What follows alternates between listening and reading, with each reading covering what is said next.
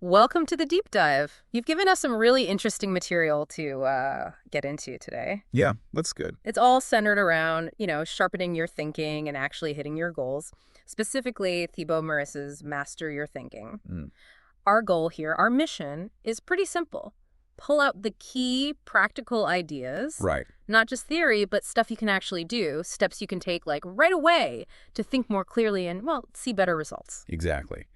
We're looking at how developing what Meurisse calls a more accurate model of reality, Okay. which is basically, think of it like your internal map of how the world works, right? All your assumptions, your beliefs kind of bundled together. Got it. How getting that map more accurate can really change the game for you. A clearer map, well, it should naturally lead to better choices. And better outcomes, presumably. And better outcomes, yeah. Okay, let's get straight to it then. The book starts by looking at the real costs of, let's say, fuzzy thinking. It's not just about, like, getting things wrong abstractly, is it? There are actual consequences. Absolutely. Yeah, Meurisse points out, when your understanding of how things truly work is off, it directly impacts what you do. Simple as that. So you end up doing things that just don't work. Exactly. Yeah. Taking actions that aren't effective, making decisions that, frankly, don't serve you well. One of the first things that really jumped out at me was this idea of working on low-value tasks, you know? Simply because our thinking hasn't helped us sort out what actually matters.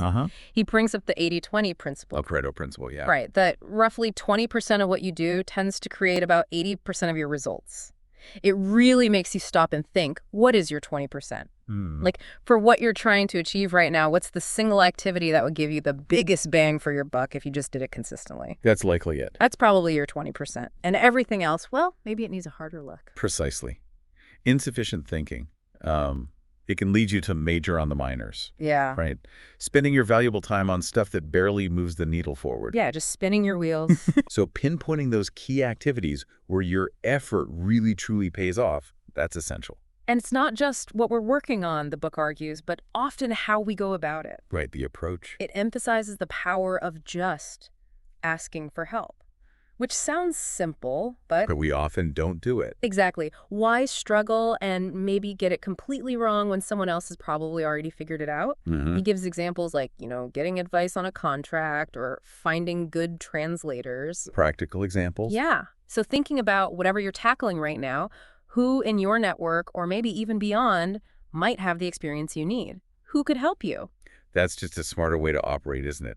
A little upfront, thinking like, who knows about this? Are there existing solutions? Can I break this big problem down? It saves so much time and, honestly, stress. Yeah, definitely. It's about smartly leveraging the knowledge that's already out there. Don't reinvent the wheel if you don't have to. Another point that really hit home for me was how inaccurate thinking can actually lead to feeling bad about ourselves. Oh, yeah. That's a big one. We set these sky-high expectations, often totally unrealistic, maybe fueled by those, unicorn success stories we see everywhere. Highlight reels. Right. And then when we inevitably don't measure up instantly, we take it as some kind of personal failing. And what's interesting there is the shift in perspective Meurisse suggests. He argues, often, it's not really about a lack of your own ability. Right. It's more likely you just have an unrealistic picture of what's truly achievable, maybe in the time you have, or with the resources available. So it's the map, again, the model of reality being off. Exactly. So setting more grounded goals and actually acknowledging, maybe even celebrating those smaller wins along the way. That builds confidence over time. Instead of just chasing some impossible ideal. Right. Which just leads to burnout and feeling inadequate. Makes sense. And in today's world, who hasn't felt completely swamped by information, just overwhelmed? Oh, constantly. Yeah. The book touches on how unclear thinking makes it really tough to sort the useful stuff from, well, all the noise. There's so much noise. We can easily get sidetracked, right? Chasing every new shiny tactic instead of sticking to a solid plan. That constant barrage, it is overwhelming. And clear thinking, it kind of acts like a filter. Okay. It helps you figure out what truly matters for what you're trying to achieve and helps you avoid getting pulled in a million different directions. A good strategy acts like your compass, Guiding you. guiding you on what to focus on and, just as importantly, what to ignore. Okay, so if thinking inaccurately has all these downsides, where does it even come from? The book digs into this why your current thinking might be inaccurate. Yeah, the roots of it. And one of the first things it points to is our underlying assumptions. These beliefs we hold, often without even realizing it. They're often subconscious. And they can really put limits on what we think is possible for ourselves, can't they? Oh, absolutely. These underlying assumptions, they really do act like invisible walls around our thinking. Beliefs like, you can't have it all, or I'm just not good at making money, or I can't learn that. Yeah, those sound familiar. They can become self-fulfilling prophecies. Meurisse is right to stress how important it is to identify these core assumptions you're operating under. And then ask yourself, are they actually true? Really challenge them. Yeah. He shares that story about the supervisor in Japan Oh, right. who saw his job purely as a paycheck, just clock in, clock out. And that single limiting assumption just completely blocked any potential for, growth or satisfaction in his work. Because he'd already decided it wasn't possible. Exactly. His assumption defined his reality. It's like we build our whole understanding, our model of reality piece by piece, and the book outlines some of the main places we get those pieces from. Our parents, for instance. Huge influence. They pass on their beliefs, sometimes directly, sometimes just by how they lived. Or even reacting against their beliefs can shape yours. That's true, too. Then there are teachers, and the book makes a really thought-provoking point that school isn't neutral. It actively shapes what we come to believe. Yeah, those early influences are incredibly powerful, aren't they? Parents give us our initial framework, and the education system further molds it. It's really valuable to take some time and think about the beliefs we picked up from those sources. Did we agree with them? Did we push back? And importantly, do they still serve us well today? Good question. And we can't overlook the media, of course. Oh boy, the media. The book talks about how the media often has this bias towards negative news. If it bleeds, it leads. Right, yeah. And how this can actually warp our sense of reality, making us think things are much worse than they might actually be. It creates a skewed perception. Yeah, he poses that question about the huge reduction in extreme poverty globally. Which most people get wrong. Exactly, because the narrative we usually hear is so focused on problems, it makes you wonder what other positive trends we might be completely missing. That focus on the negative, it can definitely create a distorted picture. You have to be aware of it and actively seek out a more balanced view. And then there are our friends, our peers. The people we hang out with. They have a big impact too.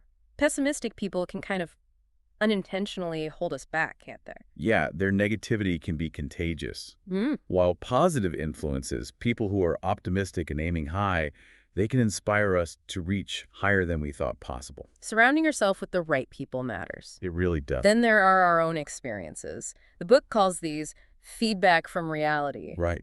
The world responding to our actions. They can either reinforce what we already believe or maybe challenge those beliefs, pushing us to update our internal model. But crucially, it's not just the experiences themselves. It's how we interpret them. Exactly. And that interpretation is heavily colored by the assumptions we already hold. Ah, so it loops back. It does. Experience is a great teacher, but our pre-existing beliefs act like filters, shaping how we make sense of what happens. Learning to adopt more constructive assumptions can lead to more positive interpretations. And better actions next time. And better actions, better outcomes, hopefully. Okay, so the book then digs into some really common mental traps, these biases that can seriously skew our thinking. Yeah, the cognitive biases. First up is the self-serving bias. We tend to give ourselves credit for successes. I'm brilliant. But blame external factors for failures. It was bad luck, the market changed, someone else messed up. Right. And the book emphasizes focusing on the process itself, not just the outcome, to help counter this. That's key. That way, you're looking at what you can actually control. The self-serving bias, it really hinders our ability to learn from mistakes, doesn't it? If success is always us and failure is always them or it, You don't grow. you don't grow. You miss the opportunities. Focusing on the process lets you analyze things more objectively, continuously improve, regardless of the immediate result. Another big one, the sunk cost fallacy. Oh, yeah. We've all been there. This is where we keep going down a path just because we've already invested time or money or energy. Even when it's clearly not working anymore. Yeah, right. Even if it's obviously not the best way forward now, the book introduces zero-based thinking. Which is powerful. Asking yourself, knowing what I know now, would I still choose to do this? And really valuing your future self to break free. It's like hitting a mental reset button. The sunk cost fallacy is such a common trap because we hate feeling like past investments were a waste. Yeah, it feels bad. Even if continuing is going to be even more wasteful for our future, zero-based thinking forces you to look at the current situation objectively, without that emotional baggage about the past. Thinking about what's best for future you. Exactly. That can give you the clarity to make the right call today. And we've definitely all been there with the planning fallacy. Underestimating how long things take. Guilty. Consistently. Underestimating time, costs. The book suggests a really practical tip here. Just double your initial time estimate. As a rule of thumb. Yeah. And look for benchmarks from similar projects if you can find them. Just get more realistic. The planning fallacy often comes from just being overly optimistic, maybe not fully accounting for potential roadblocks or delays. Things always come up. Always. Yeah. So adding a buffer based on past experience or what others have gone through, it just gives you a more realistic framework. Reduces the stress. Less chance of falling short and feeling bad about it. Right. Then there's survivorship bias. Seeing only the winners. Exactly. We tend to only see and hear about the success stories, completely missing all the failures that never get talked about. Which gives you a very skewed idea of the odds or how easy success is. Yeah. And finally, the Dunning-Kruger effect, which is fascinating. It really is. Where people who aren't skilled in an area tend to overestimate their own abilities, while skilled people might underestimate theirs. Right. The book touches on the importance of humility here and actively seeking feedback to get a more accurate picture of where you actually stand. It's a reminder that sometimes the less you know, the more confident you feel, which is dangerous. So seeking out honest feedback, even if it's tough to hear, is crucial. For survivorship bias, remembering that for every visible success, there are likely many unseen struggles and failures. That helps keep perspective. Maintain a balanced view. Okay. And our ego, that gets a section too. As it should. The ego can be a major source of inaccurate thinking. How so? Well, it can lead us to deny obvious truths, maybe because they're uncomfortable. Like the book royalty example he gives, ignoring the low number. Exactly. Living in denial. It can make us unwilling to ask for help because we don't want to seem inadequate or bother people. Even though successful people ask for help all the time. All the time. Ego makes us avoid taking risks where we might fail because we see failure as a reflection on us personally. Instead of a learning opportunity. Right. And it leads to pointing fingers, blaming others, blaming circumstances, playing the victim. Which gives away your power. Completely. The book really stresses taking personal responsibility instead. So the ego acts like this. Defense mechanism. Pretty much. Shielding us from uncomfortable realities, but ultimately hindering our growth. Overcoming that defensiveness, being willing to admit mistakes, seek help, own your outcomes, that's crucial for developing a more accurate, more empowering view of things. Lastly, the book looks at how our emotions can cloud our judgment. Oh, definitely. Disempowering emotional states, feeling angry, scared, overwhelmed, can lead to really negative thought patterns. And poor decisions follow. Yeah, like making broad generalizations using words like always or never. Just always happens to me. I'll never figure this out. Or seeing things in black and white, all or nothing thinking. If I don't get this promotion, my career is over. Extremes. And dramatizing situations, blowing them way out of proportion, which the book links back to our brain's basic survival instincts, right? Looking for threats. Yeah, our threat detection system can go into overdrive sometimes. Yeah. So our emotions can definitely have a strong influence on our thinking. Recognizing these common negative patterns, the sweeping generalizations, the either scenarios, the tendency to catastrophize it allows you to take a step back. Pause. Evaluate things more rationally and avoid making decisions based purely on temporary feelings. Okay, so we've looked at why our thinking might be off. Now for the crucial part. How do we get it more in line with reality? The alignment piece. The book moves into aligning yourself with reality. And the first step seems really basic, but maybe profound. Simply accepting things as they are. Not as we wish they were. Right, not how they should be, but how they is. Resisting reality, he says, just creates friction and pain. That acceptance of reality is foundational, isn't it?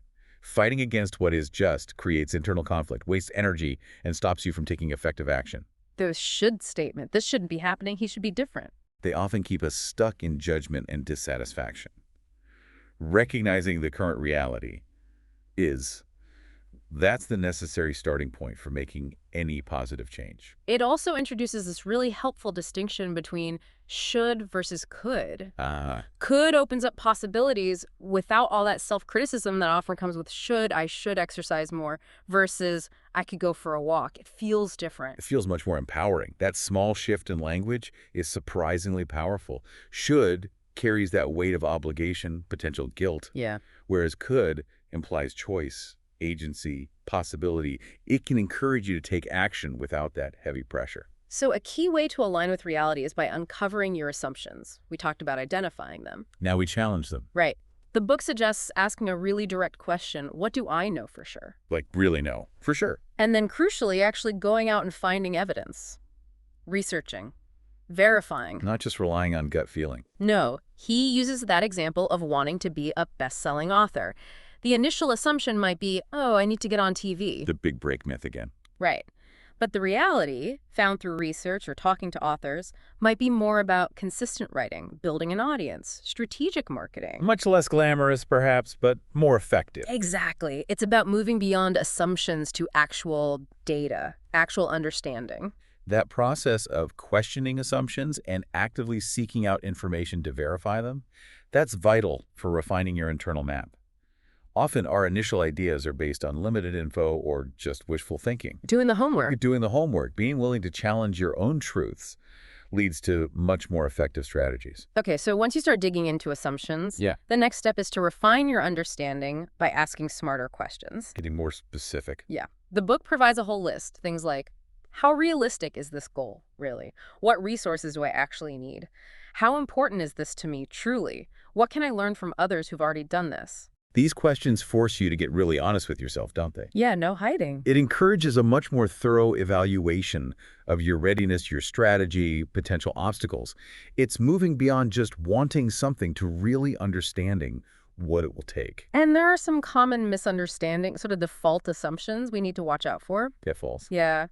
The book highlights a few, like the idea that just putting in effort, sheer hard work, automatically equals good results. Yeah, and the type of effort, the quality, the direction, that matters hugely. Right. Quality and maybe promotion or whatever is relevant. Yeah. Or the belief that you're always just one big breakaway. Which can stop you from doing the necessary groundwork. Exactly. It stops you from making realistic plans and the trap of thinking you're already good enough and don't need to keep learning or improving. Complacency. Yeah.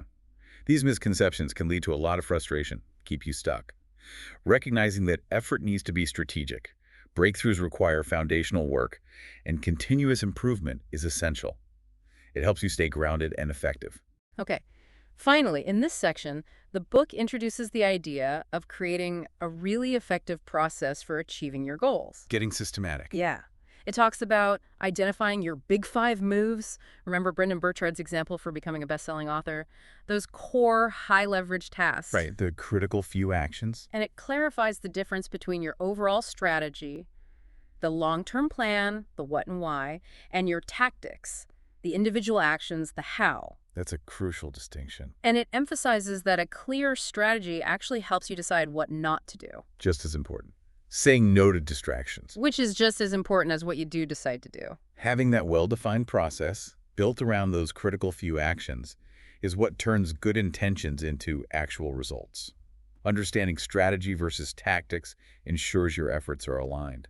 A strong strategy acts as that filter again. Helping you prioritize. Helping you prioritize time and energy, avoid getting bogged down in things that don't really move the needle in the long run. The book also emphasizes focusing on process goals, the actions you can directly control, like write 500 words a day, rather than solely on outcome goals, like become a bestseller, which you have less direct influence over. Right. You can't directly control the outcome. But you can control whether you sit down and write. It stresses sticking to your process. Focusing on process goals puts you in control. Outcome goals give direction, sure, but it's the consistent execution of the right processes that ultimately leads there. And it tackles that misconception that worthwhile goals should be easy and quick. The instant gratification culture. Yeah. It reminds us that significant accomplishments usually take time, consistent effort. It encourages adopting a long-term mindset. Life is a marathon, as he puts it. Recognizing that meaningful goals require patience and persistence helps you navigate the inevitable challenges and setbacks without getting totally discouraged. So to help with this longer view, the book suggests things like developing a clear long-term vision, regularly reviewing your strategy, Checking in, adjusting course. learning to actually enjoy the process itself, not just fixate on the end result, letting go of FOMO, that fear of missing out on other shiny things, That's a big one today. and cultivating patience. It even suggests breaking down your year into, say, 90-day segments More manageable chunks. for more focused, shorter-term action within that bigger vision. And then to actually get stuff done day to day, it lays out a 7-step method for tackling any new task. A practical workflow. Yeah, prioritize it. Assess if it's even valid or necessary. Clarify exactly what needs doing.